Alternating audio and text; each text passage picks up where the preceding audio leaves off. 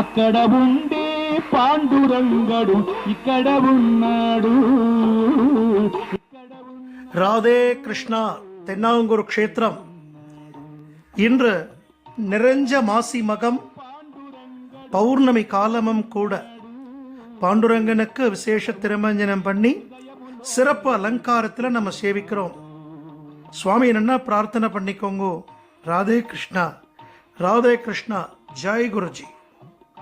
లోపల ఇల్లు కట్టుకొని కాపర ఉన్నాడు. కడుపు లోపల ఇల్లు కట్టుకొని కాపర ఉన్నాడు. గంటనాదము శబ్దము లోపల గెలగెల పడినాడు.